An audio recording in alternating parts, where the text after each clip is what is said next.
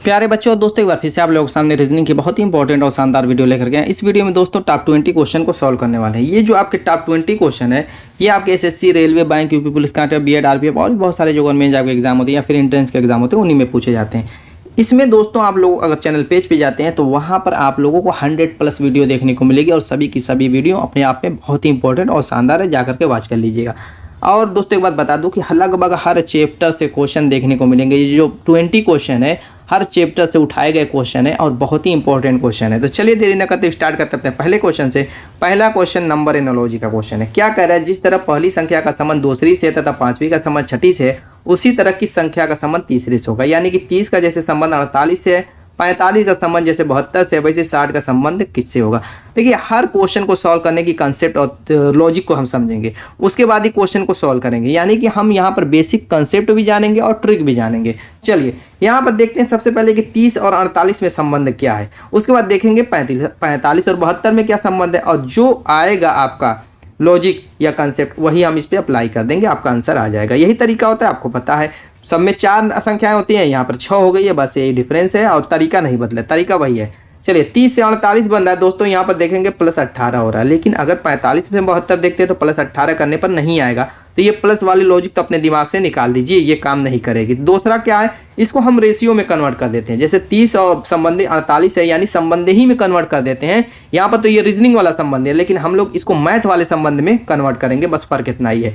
तो ऐसी संख्या से काटिए 30 को कि 30 भी कट जाए और 48 भी कट जाए। तो 30 को अगर 5 से काटेंगे तो कटेगी 5 × 30, लेकिन 48 नहीं कटेगी। लेकिन अगर 6 से 30 को काटते हैं, 6 से, तो 6 × 5 = 30, 5 बार जाएगी और 48 भी कट जाएगी। 6 × 8 = 48, यानी कि 5 संबंधी 8 के रेशियो में कन्वर्ट हो चुका है। आप जानते हैं रेशियो में कन्वर्ट करते हैं तो काट छाट के एकदम मिनिमाइज कर देते हैं संख्याओं को। अब देखिए 5 और 8 में कोई ऐसी कॉमन संख्या नहीं कि इन दोनों को काट सके। अब नहीं ना कटेगी तो वैसे ही छोड़ देंगे। 8 अलग कटेगी, लेकिन जो आपका संबंध में बदलने का रूल होता है वो यही होता है कि दोनों संख्याएं कटनी चाहिए। तो 5 और 8 में कोई कॉमन नहीं, तो 5 संबंधी 8 कन्वर्ट हो चुकी। चलिए अब 45 और 72 को भी हम ऐसी संख्या से काटेंगे कि वो 5 और 8 के रूप में ही कन्वर्ट हो। तो अब देखिए इसको ऐसे लिख लीजिए, 5 संबंधी 8, ऑटोमेटिक अभी पता चल जाएगा। अब बताइए 45 को किससे काटेगी, 5 है। आप कहेंगे कि 15 से नहीं कटेगा बल्कि 9 से काट दीजिए, 9 × 5 = 45 आ जाएगा।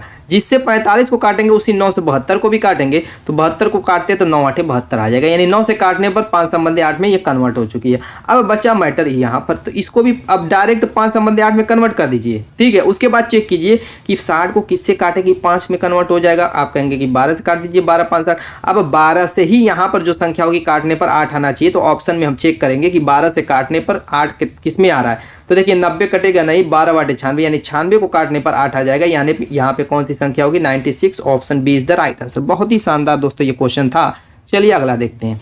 यहाँ पर मिसिंग संख्या निकालनी है, कौन सी संख्या होगी। इसमें मैं बताता हूँ कि अगर आरोही क्रम में हो तो एक सीरीज, अवरोही क्रम में हो एक सीरीज, और दोनों एक ही में हो, आरोही और यानी घट रहा है बढ़ रहा है, घट रहा है बढ़ रहा है, तो क्या करेंगे, वहाँ पे 2 सीरीज बनाते हैं। जैसे यहाँ पर देखिए 6 से 48 हुआ, बढ़ा, फिर घट गया, फिर बढ़ा, फिर घट गया, तो यहाँ पर हम बनाएंगे 2 सीरीज। चलिए बना लेते हैं फटाफट। क्या करेंगे, एक छोड़ एक जाएंगे। जैसे 6 से 24 पे गए, 24 से 96 पे गए, 96 से हम आगे बढ़ जा रहे हैं, यानी मिसिंग संख्या वाले पर ये नहीं फिट हो रहा है, तो इस सीरीज को हम नहीं लेंगे।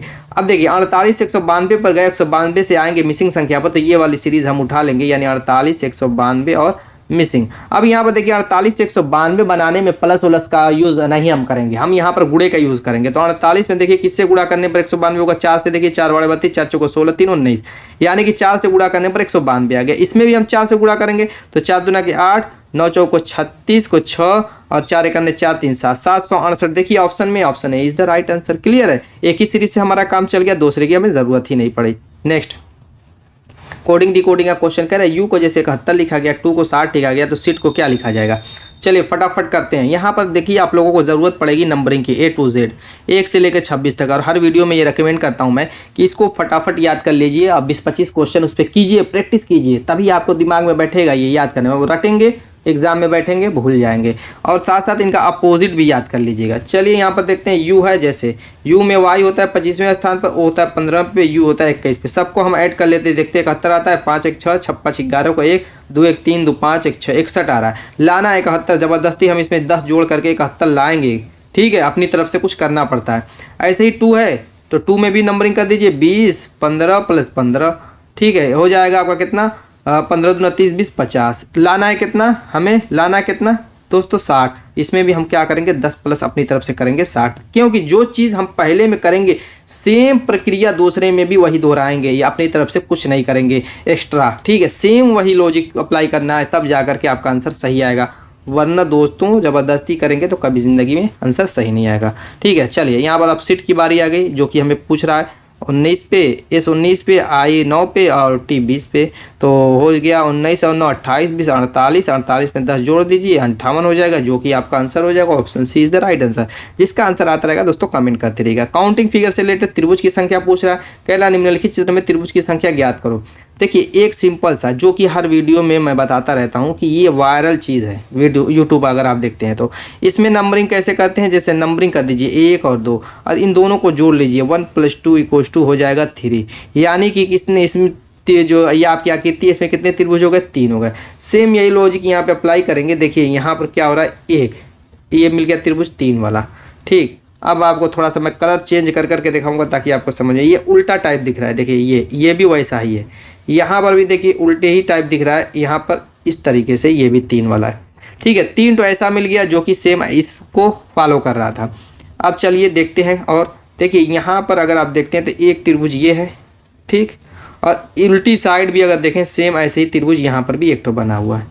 ठीक है, समझ में आई बात। अब देखिए उसी में थोड़ा सा इसको आधार मान करके चले तो यहाँ पर एक त्रिभुज बनेगा, ठीक, और एकदम अपोजिट साइड वैसे ही यहाँ पर भी एक अपोजिट साइड ऐसे बनेगा।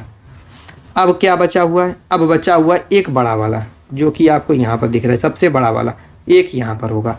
अब इन सबको जोड़ लीजिए, 3 3 के 9, 1 10 11 12 13 14। Option C is the right answer. Clear. Next देखिए फिगर से रिलेटेड भी क्वेश्चन एग्जाम में हर साल पूछता है। किस टाइप का पूछेगा ये कोई गारंटी नहीं रहती है, लेकिन पूछता जरूर है इसकी तो गारंटी है। चलिए देखते हैं इसमें क्या कह रहा है कि निम्नलिखित चित्र में प्रश्नवाचक चिन्ह के स्थान पर क्या कह रहे हैं, निम्नलिखित चित्र में प्रश्नवाचक चिन्ह के स्थान पर कौन सा चित्र आएगा। जैसे यहाँ पर पूछ रहा है कौन सा चित्र आएगा। चलिए यहाँ पर कुछ चीज़ें हमको ध्यान देनी है। ध्यान क्या देना है कि यहाँ पर अगर इस फिगर को हम देखते हैं तो पहले क्या था, क्षैतिज था, ऐसे था। जैसे मैं यहाँ पर अगर बना लूँ x और y के सापेक्ष तो ऐसे आपको दिख रहा है, और यहाँ पर पीछे आप देखेंगे ये डंडी लगी हुई है, ठीक। लेकिन ये क्या कर रहा है, क्लॉक वाइज 90 डिग्री घूम करके ऐसे हो जा रहा है। देखिए उल्टा साइड में लंबवत हो गया, ठीक है, नीचे की साइड में, और इसकी पीछे की डंडी गायब हो गई, पीछे की डंडी गायब हो गई। इस बात का आपने नोट किया। चलिए अब क्या करेंगे, इस फिगर को देखिए जिसके बदले पूछ रहा है। एक तरीके से ये संबंधे वाला ही समझ लीजिए क्वेश्चन, ठीक है, फिगर में कि इसका संबंध अगर इससे है जैसे है वैसे इसका संबंध यहाँ पर किससे होगा। अब देखिए ये क्या लंबवत है, इसको भी हम क्या करेंगे 90 डिग्री क्लॉकवाइज घुमाएंगे, क्योंकि ये भी 90 डिग्री क्लॉकवाइज घुमा हुआ है, तो ये क्या होगा, ऐसे हो जाएगा, ठीक। इसमें ध्यान देंगे अगर एक चीज़ और ध्यान देने वाली चीज़ है, आपको मैं दिखा दूँ। यहाँ पर नीचे डंडी नहीं लगी हुई है, यहाँ पर नीचे आपके जैसे ऐसे नहीं लगा हुआ है, ठीक है। इसमें लगा हुआ था गायब होगा, इसमें नहीं लगा हुआ है तो आ जाएगा। यानी कि ये फिगर ऐसे घूमेगा और पीछे यहाँ पर डंडी आपकी लग जाएगी। अब देखिए option B is the right answer. समझ में आया। नेक्स्ट यहाँ पर मिसिंग संख्या है, विलुप्त संख्या ज्ञात करना है। चलिए देखते हैं यहाँ पर कौन सी संख्या आएगी। तो इसके भी पैटर्नों को हम समझेंगे। 3 से 5 बन रहा है, आप कहेंगे +2 हो रहा है। 5 से 8 बन रहा है, आप कहेंगे +3 हो रहा है। 8 से 13 बन रहा है तो आप कहेंगे +5, 8 5 13, ठीक है। 9 यहाँ पर देखिए 13 22 बन रहा है, यानी +9 हो रहा है। यहाँ पर लॉजिक अगर देखें तो 2 हुआ, 3 हुआ, 5 हुआ, लेकिन यही 9 गड़बड़ा गया। क्यों? क्योंकि मुझको यहाँ पर दिख रही थी लॉजिक, जैसे 2, 3 और 5 ये सब प्राइम नंबर है, अभाज्य संख्याएं, लेकिन 9 नहीं है। अगर 9 की जगह 7 होता तो बात बन जाती, लेकिन है तो है नहीं, तो छोड़िए, बात बनाने की ज़रूरत ही नहीं। अभाज्य संख्या से जो रहेगा उससे बात बनेगी। चलिए दूसरी लॉजिक ढूंढते हैं। अगर 3 में हम 2 का गुणा कर दें तो 3 दूना के 6 आएगा, लेकिन लाना है हमें 5, तो 1 घटा दीजिए। इसी तरीके से 5 में 2 का गुणा कर दे, 5 दूना के 10 हो जाएगा, लेकिन लाना है हमें 8, तो 2 घटा दीजिए। इसी तरीके से 8 में हम 2 का गुणा कर दें, लाना है 13, तो 8 दूना 16 हो जाएगा, 3 घटाना पड़ेगा। इसी तरीके से 13 में हम 2 का गुणा कर दें और लाना है 22, तो 13 दूना 26, 4 घटाना पड़ेगा। अब यहाँ पर लॉजिक समझिए, सब में 2 का गुणा, 2 का गुणा, 2 का गुणा सब में किया गया, तो हम 22 में भी 2 का गुणा करेंगे, लेकिन घटाने की क्रिया हम पहले में 1 घटाए, फिर 2 घटाए, फिर 3 घटाए, 4 घटा, तो इसमें हम 5 घटाएंगे, उस क्रम में चलेंगे तो 22 दूना 44 हो जाएगा। 44 में से 5 घटाएंगे तो 39 हो जाएगा। Option B is the right answer. बहुत ही बेहतरीन ये भी क्वेश्चन था। नेक्स्ट ब्लड रिलेशन का क्वेश्चन, जिसको मैं बताता हूँ कि इसको कड़िया जोड़ के करते हैं। कैसे करते हैं वो समझिए। कह रहा है अनिल एक फोटो की तरफ इशारा करते हुए कहता है, जैसे मान लीजिए कि यहाँ पर एक फ़ोटो है, ठीक है, यहाँ पर क्या है, एक फोटो है, अनिल इसकी तरफ इशारा कर रहा है। कौन? अनिल इसकी तरफ इशारा करते हुए कह रहा है उसका पिता, यानी इस फोटो वाले का कह रहा है पिता। इसी तरीके से कड़ियाँ एरो द्वारा दोस्तों जोड़ते हैं। क्या कह रहा है? फोटो वाले का पिता मेरी माता का, यानी इस अनिल की माता का क्या है? एकलौता पुत्र है। ये क्या है? एकलौता पुत्र है दोस्तों। इस चीज़ को नोट कीजिएगा, एक ही पुत्र हो सकता है, पुत्रियाँ उससे हमें मतलब नहीं है, वो तो कहा नहीं है, लेकिन पुत्र की जहाँ तक बात है, एकलौता पुत्र ही क्या है? इस फोटो वाले का पिता है। तो क्या कह रहा है? फोटो वाले का अनिल से क्या संबंध, यानी फोटो वाला ये जो है अनिल का क्या लग रहा है। चलिए अब ध्यान दीजिए, अनिल की माँ का एकलौता पुत्र, क्या ये खुद अनिल नहीं होगा? मुझको बताइए, अनिल की माँ है, आपकी कोई माँ है और उसको एकलौता पुत्र है, तो आप खुद ही तो होंगे। जब एकलौता पुत्र है तो आपका भाई तो होगा नहीं, क्योंकि एकलौता पुत्र है तो आप खुद होंगे। तो वही जो ये पिता है ये क्या होगा? खुद अनिल होगा, क्योंकि एकलौता पुत्र ही ये पिता है। तो खुद जब अनिल होगा और ये जो है इस फोटो वाले का पिता है, इसका मतलब ये अनिल का पिता होगा। तो जब अनिल का इस फोटो वाले का अनिल क्या होगा? पिता होगा। तो जब ये फोटो वाले का अनिल पिता होगा तो फोटो वाला अनिल का क्या लगेगा? पुत्र लगेगा। बात बन गई, काम खत्म। Option C is the right answer. समझ में आ गया? देखिए किस तरीके से कड़ियाँ जोड़ने पर आसान हुआ, इसी तरीके से आपको भी करना है, तब समझ में आएगा। नेक्स्ट, दिशा और दूरी, इसको मैं समझा देता हूँ। दाईं साइड पूरब होता है, बाईं साइड पश्चिम होता है, नीचे दक्षिण होता है, ऊपर उत्तर होता है। अब देखिए, उत्तर पूरब के बीच की दिशा को हम उत्तर पूरब कहते हैं, दक्षिण पूरब के बीच की दिशा को हम दक्षिण पूरब कहते हैं, दक्षिण पश्चिम के बीच की दिशा को हम दक्षिण पश्चिम, और उत्तर पश्चिम के बीच की दिशा को उत्तर पश्चिम। ये 8 दिशाएं हैं, इसी पे सारा मामला निपट जाता है। चलिए आगे क्वेश्चन क्या करें। माल जो है बाजार के 250 मीटर उत्तर पश्चिम में है तथा स्कूल बाजार के 250 मीटर दक्षिण पश्चिम में है। तो स्कूल माल के किस दिशा में? यहाँ पर ध्यान दीजिए कि माल बाजार के 250 मीटर उत्तर पश्चिम में तथा स्कूल बाजार के 250 मीटर दक्षिण पश्चिम में। कॉमन क्या है? बाजार। तो हम बाजार को फिक्स कर देंगे इस मिड पॉइंट पे, 0-0 वाले पॉइंट पे बाजार को हम फिक्स कर देंगे। अब बाजार से क्या कह रहा है कि माल बाजार के 250 मीटर उत्तर पश्चिम में। माल क्या है? बाजार के 250, उत्तर पश्चिम इधर है, यानी 250 मीटर उत्तर पश्चिम में क्या है? माल है। ठीक, इसी तरीके से कह रहा है कि तथा स्कूल बाजार के 250 मीटर दक्षिण पश्चिम में है। अब दोस्तों दक्षिण पश्चिम इधर है, यानी कि यहाँ पे क्या है? स्कूल है, स्कूल है बाजार से, यानी यहाँ पे क्या था? बीच में हमने फिक्स कर दिया बाजार को। बाजार से देखिए माल जो है उत्तर पश्चिम में कह रहा है कि 250 मीटर पे है, और यही स्कूल जो है बाजार से दक्षिण पश्चिम में 250 किलोमीटर पर, दोनों 250 किलोमीटर की दूरी है। तो इसका मतलब मान लीजिए कि ये आपका माल है, यहाँ से समझिए थोड़ा साफ, और ये आपकी हो गई बाजार, स्कूल, सॉरी स्कूल। ठीक है, ये भी 250 है, ये भी 250 है, और यहाँ पर बाजार आपकी फिक्स कर दिया मैंने।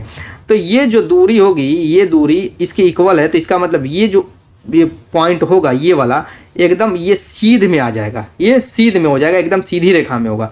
तो वही पूछा, तो स्कूल माल से किस दिशा में, यानी ये स्कूल नीचे वाला हिस्सा इस माल से किस दिशा में, यानी इस डायरेक्शन की बात कर रहा है, इस डायरेक्शन की। माल ये क्या कर रहा है? स्कूल माल के किस दिशा में है? तो माल ऊपर था, तो स्कूल किस दिशा में? ये नीचे वाला हिस्सा है, नीचे वाली दिशा में, यानी कि दक्षिण दिशा में। Option A is the right answer. समझ में आई बात? नेक्स्ट, असंगत को चुनने के लिए कह रहा है, तो चलिए देख लेते हैं। 2 दिया हुआ, 17 है, 23 है, 25। अभी पीछे बताया हूँ क्या?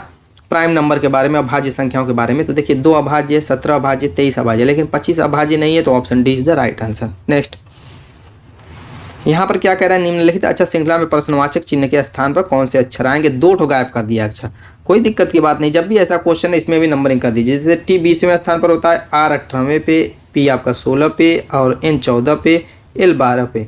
अब देखेंगे यहाँ पर 20 से 18 हुआ, 2 माइनस हुआ, 18 से 16 हुआ, 2 माइनस हुआ, 16 से 14 हुआ, 2 माइनस हुआ, 14 से 12, यानी एक सीरीज बन रही है घटते हुए क्रम में, 2-2 के पैटर्न में घट रहा है। तो नेक्स्ट स्टेप जो आएगा वो क्या होगा? 10 नहीं होगा 2 घट कर, फिर नेक्स्ट पैटर्न जो आएगा कि 8 नहीं होगा 2 घट करके। अब 10वें स्थान पर का गायब है तो जे लिख लेंगे, 8वें स्थान का गायब है तो दोस्तों क्या हो जाएगा? आपका एच हो जाएगा। जे एच आपका आंसर आ चुका 1 सेकंड में।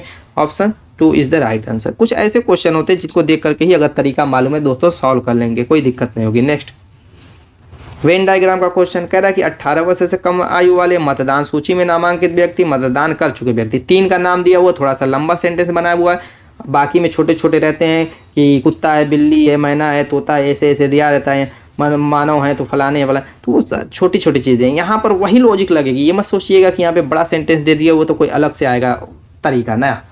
तो यहाँ पे मान लेते कि ये 18 वर्ष से कम आयु वाले हैं, ठीक है, इसमें मैं 18 बना देता हूँ, एक सर्किल। अब ये क्या? मतदाता सूची में नामांकित व्यक्ति, इसको मैं मतदाता लिख देता हूँ यहाँ पर, ऊपर अंदर आएगा नहीं, मतदाता। ठीक, इस सूची में, या सूची लिख देता हूँ सबसे अच्छा रहेगा ताकि सूची में नामांकित व्यक्ति आपको पता चले। क्या ये सूची वाला है। अब मतदान कर चुके व्यक्ति, यानी मतदान कर चुके व्यक्ति को मतदान लिख देता हूँ। अब एक चीज़ मुझको बताइए, 18 वर्ष से कम आयु वाले जो हैं सरकार की नज़र में क्या वो बालिग होते हैं? बिल्कुल नहीं होते हैं। तो उनका जब वोटर आईडी में नाम ही नहीं रहता, यानी वोट करने जाते नहीं हैं, तो उनका न तो मतदाता सूची में नामांकित व्यक्ति से कोई संबंध होता है, न मतदान कर चुके व्यक्ति से संबंध होता है कोई। तो हमें करना क्या रहता है, वेन डायग्राम में तो रिलेशन ही निकालना रहता है, संबंध ही तो निकालना रहता है उन दोनों में। 3 ठो दिया, तीनों में जैसे 18 वर्ष से कम आयु वाले का संबंध निकालेंगे मतदाता सूची में नामांकित व्यक्ति से, मतदाता नामांकित व्यक्ति का संबंध निकालेंगे मतदान कर चुके व्यक्ति से, मतदान कर चुके व्यक्ति का संबंध निकालेंगे 18 वर्ष, यानी तीनों एक दूसरे से संबंध देखेंगे। जिस टाइप का होगा कम होगा कम, ज़्यादा होगा ज़्यादा, पूरा होगा पूरा, जैसे रहेगा वैसे हम करेंगे। तो 18 वर्ष से जो कम आयु वाले होते हैं ना, उनका सूची में नाम होता है न, जब सूची में नाम ही नहीं रहेगा तो वो वोट कहाँ से देंगे, यानी वो वोट ही नहीं देते। तो इनको हम क्या करेंगे, इसको हम थोड़ा सा अलग यहाँ पर रख देंगे। कहाँ पर रख देंगे? अलग साइड में रख देंगे 18 वाले को। किसको? 18 वाले को, 18 वर्ष से कम आयु वाले को। अब देखिए, मतदाता सूची में नामांकित व्यक्ति, मतदाता सूची में नामांकित जो व्यक्ति होता है वो तो वोट करने जाता है, लेकिन क्या कभी जाते, सभी जाते हैं? नहीं जाते हैं, सभी नहीं जाते हैं। तभी तो 55%, कहीं 50%, कहीं 60% वोट पड़ता है। तो अगर मैं इसको सूची वाले का नाम दे दूं, जैसे मतदाता सूची में नामांकित व्यक्ति को मैं बड़ा वाला बनाऊंगा और मतदान कर चुके व्यक्ति को हम अंदर लेंगे, क्योंकि सूची में जिसका नाम होगा वही मतदान करेगा। क्या करेगा? मतदान करेगा। जिसका सूची में नाम नहीं होगा वो मतदान करेगा? नहीं करेगा। और जितने भी मतदान करेंगे उस सबका सूची में नाम होगा तभी वो मतदान कर पाएंगे। इसलिए मतदान कर चुके व्यक्ति को अंदर वाला दर्शाएंगे और ऊपर वाला सूची को। चूंकि अगर न दर्शाते हैं, ये अपने हिसाब से भी कर लेते हैं तब भी सही हो जाएगा। अगर सूची को इस अंदर वाले को ले लेते हैं और बाहर, तब भी आपका सही आंसर हो जाएगा, लेकिन आपकी सोच सही नहीं होगी। एग्जामिनर आपकी सोच परखता है, ठीक है। कुछ चीज़ें तर्क ऐसा होता है कि साबित हो जाता है जिससे ऑप्शन मिल जाएगा, लेकिन आपकी सोच सही साबित नहीं होगी। देखिए एक चीज़ मैं यहाँ पर यही बताने को, सूची में जब तक नाम नहीं रहेगा तब तक आप मतदान नहीं करेंगे, और जितने भी मतदान करेंगे उन सभी का सूची में नाम रहेगा तो दोस्तों उसको अंदर वाले हिस्से में लेंगे, क्योंकि सभी जितने भी सूची में नाम रहता है वो सभी मतदान नहीं करने जाते, उसमें से जितने जाते हैं उनका सूची में नाम रहता है। तो इसलिए ऑप्शन देखिए, A is the right answer. बस मैं सोच आपकी बना रहा था कि इस तरीके से आप इसको करते हैं। नेक्स्ट देखिए, जब भी मैं सिलोजिज्म का क्वेश्चन लाता हूँ तो दोस्तों वहाँ पे एक चीज़ मैं ज़रूर वेन डायग्राम का क्वेश्चन करा देता हूँ, क्योंकि इसमें उसकी ज़रूरत पड़ती है। इसमें कथन दिया हुआ, निष्कर्ष दिया हुआ है और ऑप्शन चार्ट दिए हुए हैं। तो चलिए फटाफट इसको कर लेते हैं। पहले कथन से हम बनाएंगे वेन डायग्राम। पहला कथन क्या कर रहा है, सभी किताबें पेंसिल है। जैसे मान ले कि इसको मैंने क्या मान लिया, किताब को मान लिया, और क्या कह रहा है कि सभी किताब क्या है, पेंसिल है। तो सभी किताब पेंसिल है तो पेंसिल के अंदर डाल दीजिए, प के अंदर। उसके बाद क्या कह रहा है कि सभी पेंसिल फूल है। तो सभी पेंसिल जब फूल है तो इसको क्या करेंगे, सभी पेंसिल को यानी हरे वाले को, ग्रीन वाले को हम फूल में डाल देंगे, यानी फ के अंदर। तो इससे क्या पता है, सभी किताब पेंसिल है और सभी पेंसिल फूल है। चलिए अब चलते हैं, ये हमारा डायग्राम बन के तैयार है। हम निष्कर्ष से मिलाते हैं। अब जो डायग्राम और निष्कर्ष आपस में मैच करेंगे वो सही होगा, वरना गलत हो जाएगा। पहला निष्कर्ष क्या कह रहा है, सभी किताबें फूल है। देखिए यहाँ पर किताब क्या है, रेड कलर वाला, और फूल क्या है, जो है ब्लू कलर वाला। तो दोस्तों रेड कलर वाला ब्लू कलर के अंदर नहीं दिख रहा आपको, डायग्राम टोटल बना हुआ। जब सभी किताब पेंसिल है और सभी पेंसिल फूल है तो डायरेक्टली हम कह सकते हैं सभी किताब फूल है। तो ये तो कहीं से भी आप देखेंगे बिल्कुल सही लग रहा है, कहीं से कोई दिक्कत नहीं। आगे कह रहा है कुछ पेंसिल किताब नहीं है, कुछ पेंसिल किताब नहीं है। तो इस क्या ये सही है, उसको मैं चलिए समझाने की कोशिश करता हूँ। यहाँ पर देखिए, जो हिस्सा पेंसिल का इस किताब के अंदर इतने डायग्राम में आएगा, जितना डायग्राम किताब का बना हुआ है उतने डायग्राम में जो पेंसिल का हिस्सा आ रहा है वो तो किताब और पेंसिल कॉमन हो गई, यानी कि वो सभी पेंसिलें क्या होंगी, किताब हो गई। लेकिन जो किताब के बाहर ये हिस्सा आ रहा है जिसको मैं दिखा रहा हूँ, जैसे गोलीय कोष टाइप ये बना हुआ है, कुछ इस तरीके से मैं बना, तो ये जो हिस्सा होगा ये किताब से अलग, यानी रेड कलर से हट करके बाहर वाला हिस्सा ये किताब नहीं होगा, यानी ये जो पेंसिल का कुछ हिस्सा होगा ये किताब नहीं होगा। तो वही कह रहा है निष्कर्ष में, कुछ पेंसिल किताब नहीं है। तो बिल्कुल सही बात है, डायग्राम से भी मैंने इसको सिद्ध कर दिया। तो दोनों का दोनों सही है, निष्कर्ष 1 और 2 दोनों निकलते हैं। Option 2 is the right answer. Clear. Next गणितीय संक्रिया क्वेश्चन है, चलिए देखते हैं। कह रहा किसी कूट भाषा में एट द रेट ऑफ, किसी कूट भाषा में एट द रेट ऑफ से यहाँ से प्लस और प्लस से यहाँ से माइनस, अल्फा से यहाँ से भाग, माइनस से यहाँ से गुणा है, तो इसका मान बताइए। तो वही काम है, संख्याओं को लिखिए। 107 है और ये माइनस वाला है, तो माइनस वाला प्लस सर्किल वाला क्या है, गुणा, उससे तात्पर्य देखिए गुणा है इससे तात्पर्य, और उसके बाद क्या 3 है, 3 लिख लीजिए और फिर ये प्लस वाला आ गया, प्लस वाले से यहाँ से माइनस है और फिर 64 लीजिए। फिर अल्फा आ गया, अल्फा से यहाँ से भाग 8 लिख लीजिए। फिर प्लस वाला आ गया, प्लस वाले से यहाँ से माइनस लिख लीजिए, 2 लिख लीजिए। फिर माइनस वाला आ गया, उसका यहाँ से गुणा है हो गया। अब इसको बोर्ड मास रूल से सॉल्व कर लीजिए। बोर्ड मास कैसा, पहले भाग निपटाइए, तो भाग लीजिए 8 64 यानी 8 आएगा। फिर कहता है गुणा कीजिए, तो यहाँ से गुणा कर लीजिए, 3 7 21 और दोस्तों 3 1 3 321 आ गया। और माइनस जो चिन्ह है उसको हम बीच में से बना देंगे, ठीक। यहाँ पर भी माइनस चिन्ह है, इसको भी बना देंगे। फिर यहाँ पर भी गुणा दिख रहा है तो इसको भी कर देते हैं, 9 दूना के 18। अब सॉल्व कर लीजिए, माइनस माइनस जुड़ जाएगा तो ये -8 -18 हो जाएंगे दोस्तों 26 और ये 321 है और यहाँ पर दोस्तों माइनस चिन्ह लगा देंगे। अब देखिए घटा लीजिए तो आएगा 295, यही आपका आंसर हो जाएगा। Option 1 is the right answer. Clear. Next, जल प्रतिबिंब। क्या करें, नीचे दी गई अक्षर संख्याओं के समूह का जल प्रतिबिंब ज्ञात कीजिए। दिए गए विकल्पों से चुनिए या ज्ञात कीजिए। जल प्रतिबिंब बहुत आसान होता है। जैसे ए है ना, इसका जल प्रतिबिंब उल्टा हो जाएगा, जैसे ऐसे हो जाएगा, ए हो जाएगा, यानी लंबवत ये घूम जाता है ऊपर से नीचे, बाकी कोई चेंज नहीं होता है, बस ऊपर से नीचे ये क्या होते हैं, घूम जाते हैं। इसके अलावा दर्पण प्रतिबिंब में तो बहुत सारे चेंजेस होते हैं, लेफ्ट टू राइट पूरा होता है, फिर उसके बाद अपने आप में होते हैं, लेकिन इसमें सिर्फ लंबवत। देखिए यहाँ पर देखिए, ये आपका है डी है, डी का क्या होगा जल प्रतिबिंब, जैसे डी है, जैसे डी है वैसे ही बना देंगे, इसका पलटेंगे तब भी डी जैसे है वैसा ही रहेगा, इसमें चेंजेस नहीं होगा। ऐसे ही 6 है, 6 का पलट देंगे तो 9 टाइप बन जाएगा। जेड है, जेड को पलट देंगे तो दोस्तों ऐसे उलट जाएगा। उसे 7 है, 7 को भी पलट देंगे तो ऐसे हो जाएगा। फिर एफ है, एफ को भी पलट देंगे तो ऐसे हो जाएगा और 4 को भी पलट देंगे तो ऐसे हो जाएगा। चलिए अब इससे मिला लीजिए, देखिए तो कौन सा है। इसको अगर आप देखते हैं तो यहाँ पे जेड सीधा दिया हुआ, ये गलत हो गया। यहाँ पर अगर आप देखते हैं तो दोस्तों डी यहाँ पर 7 सीधा दे दिया, ये गलत हो गया। इस तीसरे ऑप्शन को देखते हैं तो डी 9 जेड, ये तो बिल्कुल सही, option 3 is the right answer. तरीका ये मालूम रहेगा दोस्तों तो किसी भी टाइप का दे देगा, आप कर लेंगे, कोई दिक्कत नहीं होगी। नेक्स्ट कह रहा है कि डाइस का क्वेश्चन 3 के उल्टे फलक पे कौन सा अंक आएगा। डाइस के क्वेश्चन बहुत सारे तरीके से किए जाते हैं, जैसे पहले देखा जाता है कि ये कौन सा पासा है, मानक पासा है कि सामान्य पासा, लेकिन ये मैं जो क्वेश्चन है एकदम अलग अलग ट्रिक से कराऊंगा। कैसे वो देखिए, एक ही पासे के 2 प्रारूप हैं, 1 नंबर 2 नंबर 3 नंबर 4 नंबर, 4 तरफ से इसको दिखाया गया घुमा घुमा के पासे को, कि देखिए इस तरफ से ऐसा दिख रहा है, इस तरफ से ऐसा दिख रहा है, इस साइड से ऐसे दिख रहा है, इस साइड से ऐसा दिख रहा है। 3 के विपरीत पूछ रहा है तो हम देखेंगे कहाँ कहाँ 3 है, आप कहेंगे यहाँ 3 है, यहाँ 3 है, यहाँ 3 है। अब करेंगे ये कि 3 के बगल पर 4 है और 3 के बगल पर 6 लिख लेंगे। फिर यहाँ पर देखेंगे 3 के बगल पर 4 है, 1 है तो 4 लिख चुके हैं, फिर नहीं लिखेंगे, सिर्फ 1 उसमें का लिख लेंगे। फिर 3 यहाँ पर 3 के बगल में देखिए 2 1 है तो 1 लिख चुके हैं, सिर्फ उसमें का 2 लिख लेंगे। अब 3 के बगल वाले फेस पे 4 6 1 2 है तो ये तो कभी ज़िंदगी में ये जान जाइए कि ये क्या इसके उल्टे फलक पर नहीं आ सकता, क्योंकि जब बगल वाले फेस पे दिया हुआ है तो कैसे उल्टे पर आएगा, उसके अपोजिट पर तो आएगा नहीं फलक पर, ये तो फाइनल हो चुका है। क्योंकि डाइस पे 6 ही नंबर होते हैं तो 3 1 2 4 6 5 तो यहाँ पर नंबर दिख रहे हैं, बचा एक कौन 5 बचा हुआ है। अब यहीं पे हम क्या करेंगे, इसको उसके अपोजिट लिख लेंगे, यानी 3 के उल्टे क्या होगा 5 होगा, क्योंकि बाकी सब क्या है बगल वाले फेस पे हैं। तो ऑप्शन देखिए 3 is the right answer. Clear. Next देखते हैं, यहाँ पर जो है दोस्तों कैलेंडर का क्वेश्चन है, यदि 1 मार्च 1997 को शुक्रवार था तो 1 मार्च 2000 को कौन सा दिन था। चलिए यहाँ पर क्या कह रहा है कि 1 मार्च 1997 को क्या था, शुक्रवार, क्या था दोस्तों, शुक्रवार था। तो 1 मार्च 2000 को कौन सा दिन होगा। इसका बहुत सीधा सा सिंपल सा तरीका है, अगर 1997 से क्या 1997 से 1998 में हम आ रहे हैं, सेम डेट 1 मार्च ये भी है 1 मार्च ये भी है, तो शुक्रवार है तो बस 1 जोड़ देंगे।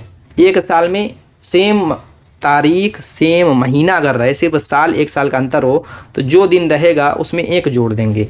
तो यहाँ पर देखिए 97 से 2000 में जा रहे हैं, यानी 98 99 यानी 3 साल का फर्क है, तो हम क्या करेंगे 3 जोड़ देंगे। 4 साल का फर्क रहेगा 4, जे साल का अंतर रहेगा तय जोड़ेंगे। बस ये देखना है कि ये चीज़ समान हो, महीना और तारीख, ठीक है।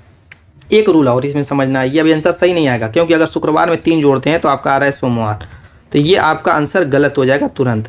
क्यों, अगर दोस्तों एक चीज़ ये चेक करना है कि कोई लीप ईयर तो इसमें नहीं शामिल है, जैसे 1997 से 2000 के बीच में कोई लीप ईयर है तो आप कहेंगे कि 2000 लीप ईयर है, क्योंकि 2000 लीप ईयर का चेक करने का तरीका क्या है, 4 से कटे या 400 से कटे, 4 से कटे या 400 से कटे, वो लीप ईयर होता है।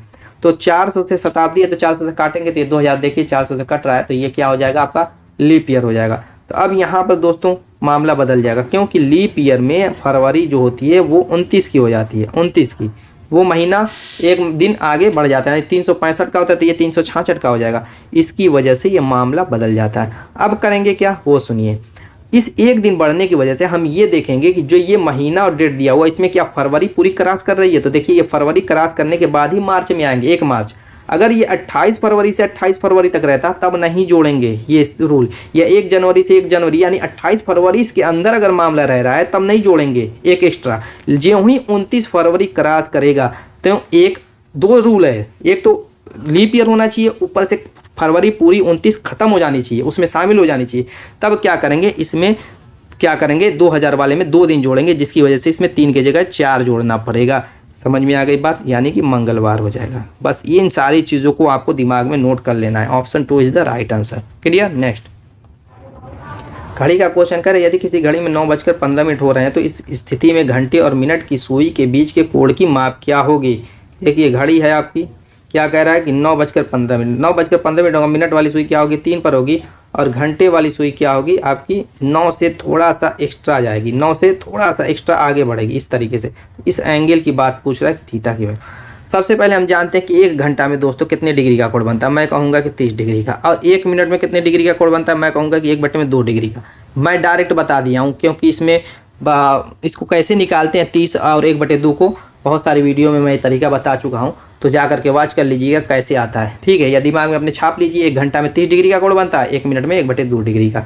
चलिए अब देखिए, यहाँ से 9 से 10 पर जाएंगे, 10 से 11 पर जाएंगे, 11 से 12 पर जाएंगे, 12 से 1 पर, उसके बाद 2 पर, यानी इतने के बीच में ये एंगल बन रहा है। तो क्या घंटे का गैप हो रहा है, आप कहेंगे 6 घंटे का, 6 आवर का।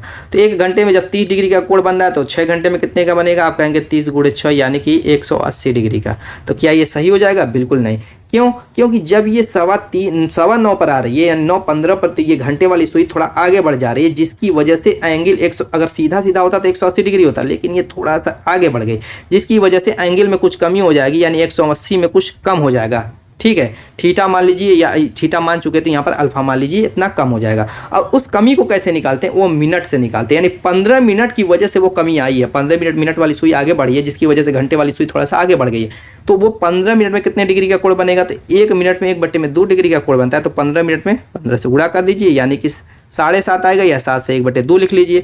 तो ये अल्फा की जगह क्या हो जाएगा, 180 - 7 सही 1/2 डिग्री, यानी कि इसको घटाने पर क्या आएगा, 172 सही 1/2 डिग्री। ये आपका आंसर हो जाएगा। ऑप्शन देखिए 3 is the right answer. Clear. Next यहाँ पर दोस्तों क्या कह रहा है कि जिस तरीके से महासागर का संबंध तालाब से, वैसे किलोमीटर का संबंध किससे होगा। ये आप लोगों के लिए थोड़ा सा कमेंट कीजिए। सीधा सा है, जैसे महासागर की तुलना में महासागर अगर इतना बड़ा है तो तालाब आपका इतना बड़ा होगा, यानी कि छोटा। उसी हिसाब से किलोमीटर की तुलना में जो छोटा आएगा उस हिसाब से बताइएगा। ये बहुत कन्फ्यूजन वाला भी क्वेश्चन है। देखते हैं कितने बच्चे सही जवाब देते हैं। नेक्स्ट क्रम वाला क्वेश्चन कह रहे हैं 43 बच्चों की एक कक्षा में विजय का क्रम ऊपर से 14वां है। जैसे ऊपर नीचे वाली बात हो रही है, ये ऊपर हिस्सा हो गया, ये नीचे हो गया। टोटल है 43 बच्चे, और ऊपर से जो है दोस्तों विजय का क्रम कौन है, विजय का कह रहा है कि 14वां है। तो कह रहा है कि नीचे से उसका क्रम क्या होगा, यानी नीचे से विजय का क्रम क्या होगा, कुछ करना नहीं है। एक साइड से दिया हो ऊपर या नीचे से, उसको घटा दीजिए टोटल में से। टोटल बच्चे 43 है, ऊपर से क्रम 14वां है, घटा दीजिए, और +1 ये हर हाल में करना है, +1 हर हाल में करना है। वो नीचे से निकालना रहे, ऊपर से निकालना रहे, दाएं से निकालना रहे या बाएं से निकालना रहे। टोटल दिया हुआ एक तरफ से दिया हुआ, दाएं बाएं से भी अगर है ऐसे भी, तो भी यही रूल अप्लाई करेंगे। ठीक है, एक जोड़ देंगे घटा करके। तो चलिए देखते हैं यहाँ पर दोस्तों, इसको अगर करते हैं तो 13 आएगा। 13 में 43 में 13 घटाते हैं तो क्या आ जाएगा आपका 30 आ जाएगा, यानी 30वां। Option 1 is the right. Next आकृति का क्वेश्चन है, निम्नलिखित प्रश्न में दी गई प्रश्न आकृति के टुकड़ों में से कौन सी आकृति बनाई जा सकती है। यहाँ पर देखिए प्रश्न आकृति है, तो दोस्तों कह रहा है कि इसके टुकड़ों से, ये जो टुकड़े दिख रहे हैं आपको, उससे कौन सी आकृति बनाई जा सकती है। तो तीनों के तीनों टुकड़े क्या है, त्रिभुज है। लेकिन पहले में ऑप्शन में देखे तो यहाँ पर चतुर्भुज बना दिया गया, ये तो गलत हो गया। इसमें भी चतुर्भुज आ गया, ये भी गलत हो गया। चलिए अब 2 बच्चे हुए कन्फ्यूज़ करने वाले। तो यहाँ पर दोस्तों ध्यान दीजिए, ये आपका टुकड़ा है, मान लीजिए चौथे में मैं देखूँ तो यहाँ पर जुड़ा हुआ लिख रहा है। ये वाला आपका टुकड़ा है, मैं देखूँ तो यहाँ पर जुड़ा हुआ दिख रहा है। लेकिन ये वाला जो टुकड़ा क्या ये है, बिल्कुल नहीं है। कैसे, देखिए मैं बता रहा हूँ कैसे। इसका शीर्ष थोड़ा सा राइट साइड भागा हुआ है, और इसका अगर आप शीर्ष देखें तो बिल्कुल मिड पॉइंट ये आपका बीच में है। तो दोस्तों वो हिस्सा ये आपको दिख रहा है, देखिए ये वाला त्रिभुज सेम टू सेम ये वाला है, और ये वाला त्रिभुज ये वाला है, ये छोटा वाला त्रिभुज यहाँ पे है। तो option 3 is the right answer. तो दोस्तों उम्मीद है कि वीडियो पसंद आएगी। मिलेंगे ऐसे शानदार धमाकेदार टिप के साथ हम नेक्स्ट वीडियो में।